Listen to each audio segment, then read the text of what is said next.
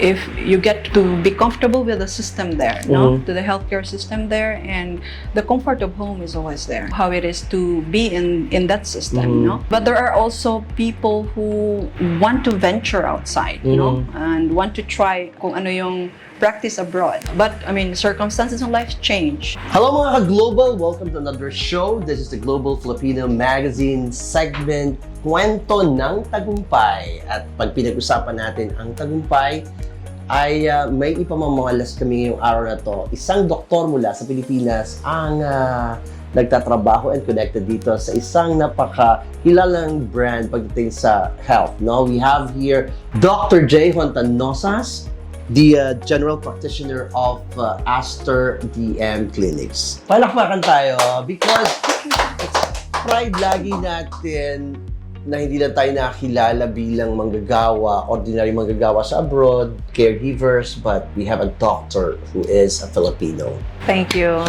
Doc, ano pag sinabi mong general practitioner, what do you usually do?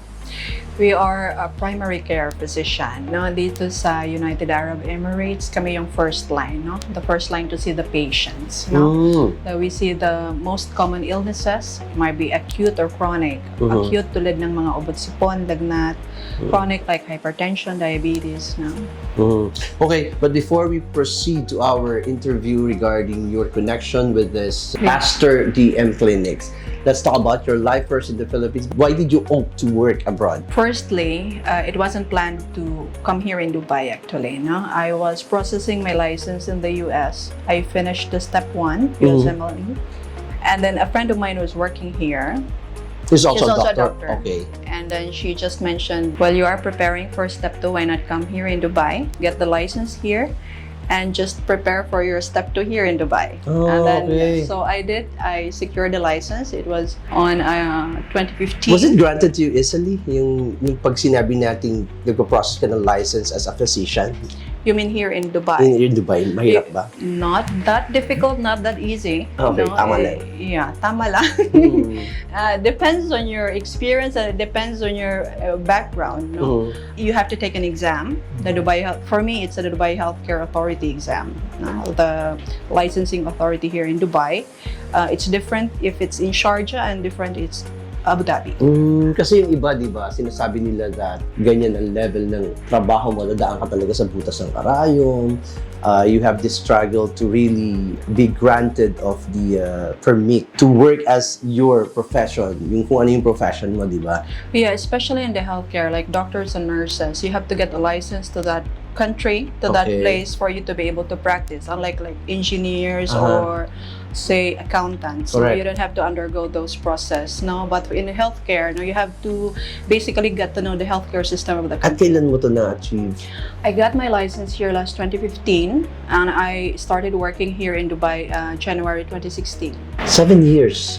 Tama ba ako? 7 years ka nang nag-serve dito sa Dubai. I worked here from 2016 to 2020. Okay. And then on March 2020, I was in the circumstance in my life when my my contract here ended. And that was the beginning of the pandemic. And I was, in that moment, that the best option for me was to go home in the Philippines. And looking back, I see that time as a privilege for me to be in the country when the healthcare workers were desperately needed, not during the pandemic. Kasi 2016 to 2020, that was 4 years. Yeah. So, meaning to say, nagustuhan mo yung servisyo mo dito. In a way, yeah. So there are a lot of advantages working here in the UAE, no? And well, madami ding advantages working in our home country. Initially, my plan was just to prepare my second step exam for the US. So you still have the plan of Now, not anymore. the American dream, di ba? Not anymore. Not Bakit? anymore. I mean, So you started to love your my situation practice here. In a way, yes. No, I feel at home here. I have a lot of friends here.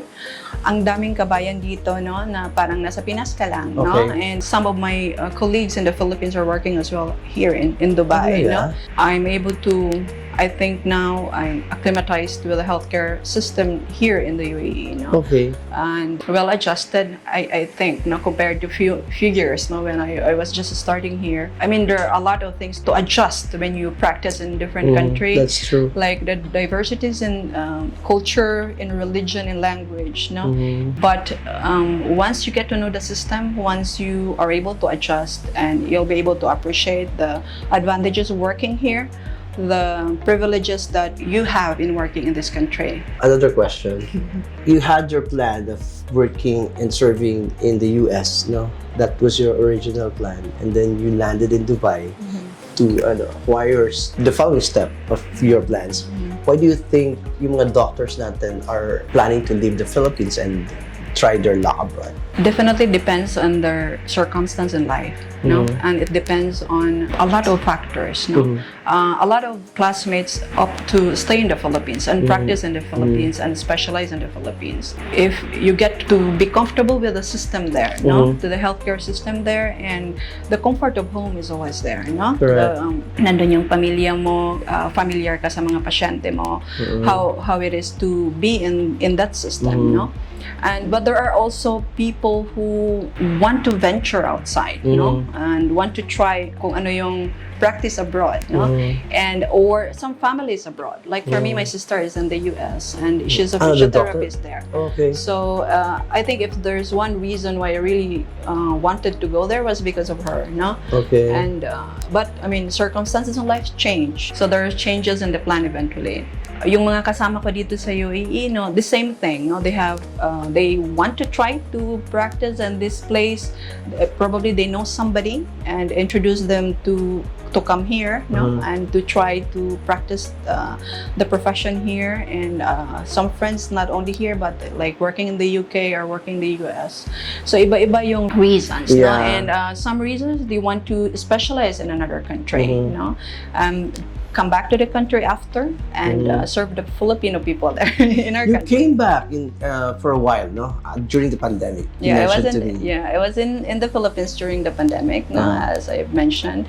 And for me, again, it was a privilege, or it was an opportunity given to me, because when I started working here in the UAE since 2016, I wasn't able to go back home.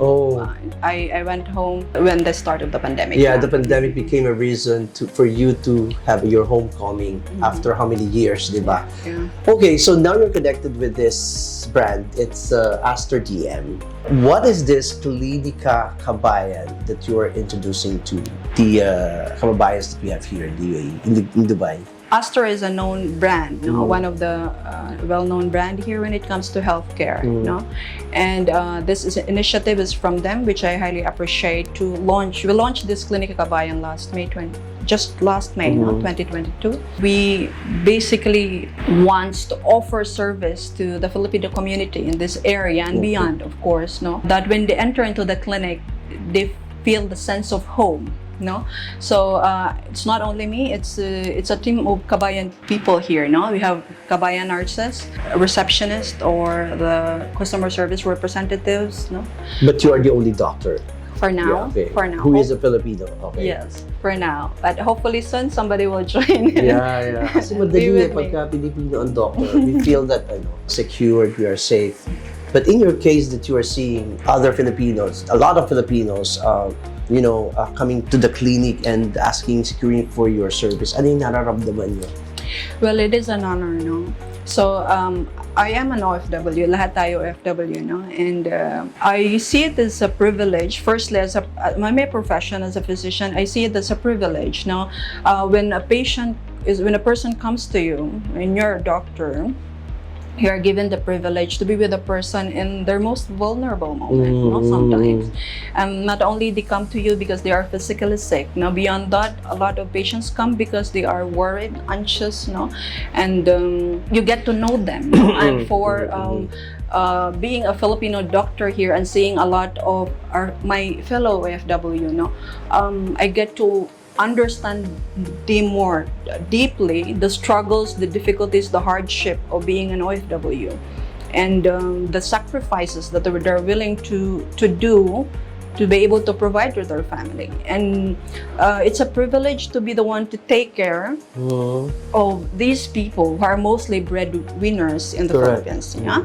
So for me, I see that as really it's an honor to be given that To serve them. to serve them. Yeah. Yeah, and then you are having this kind of privilege that you are saying. So let's go back to the kind of tips that we can give to our listeners and audience and viewers right now. What advice can you give us as far as the season is concerned? Of course, there are illnesses that are more common in summer. Summer is about to end. Okay, so winter is approaching. Yeah. So party time. So of course, there are illnesses also that are more common during the winter. No? Okay. So flu season will be on around November or December here in the UAE. So get your flu shots. Okay, and of course, still we are having some COVID patients this time. COVID's still around. Yeah, COVID is still around, definitely. Uh-huh. So, of course, precautions, no? Not to lower down your guard when it comes to COVID, no? And what else? Summer, of course, skincare, moisturize, hydrate properly. Okay, and sunblock. Kainitin ng ulo, di ba? Lagi tayo na-high blood kasi pag summer, parang mainit ang ulo nating lahat. Mainit sa labas eh. So, ayun. And then, what do they need to do just in case that they feel... Kasi may nagsa-self-medicate minsan eh. That's the question that I would like always to ask and to raise to a doctor during my interview. Paano yung nag-google na lang tayo, self-medication? What can you say about these things? It's always an advantage to get an opinion from the healthcare professional. You can get information from like anywhere at this time. No, it's readily available. But it's always wise to, when it comes to health concern, to get proper information, factual information from healthcare professionals like doctors. No, just come in the clinic and visit anytime. We welcome you here. Kasi Here iba, in Aster. kasi wala kasi like some people, some workers here have no insurance. So what they do is just they depend on the meds that they used to, take in the Philippines at economical reasons. So yun ang nangyayari. Lumalala. True. We truly understand that, no? But several clinics here in Aster, we offer really cheap packages for us to still be able to give service to patients who don't have insurances. These are very cheap packages with free consultation where they can avail the basic laboratory examinations at a very cheap price, and they are able to see the doctor and get the proper information and proper treatment from their doctor. That is the goal of this clinic, for us to provide prompt diagnosis and reliable treatment, and to give the best service we can give to each patient who comes here in the clinic, no? And especially, of course, Klinika Kabay. Mga kababayan, I'm Dr. J here in Klinika Kabayan in Aster Clinic here in Almatina branch, and we are hoping to see you here. The clinic is here to welcome you anytime. We are here to do our best to give you the best service possible. Me and our Kabayan team, our nurses, our receptionists, and we will take care of you here, and we hope to see you here soon. Okay, so yan po mga kabayan mula sa ating Filipino doctor here at Aster. Sabi nga nila, kalusugan at kasiyahan alay sa inyo kabayan, health and happiness for the entire Filipino community. Bye everyone, God bless and stay safe.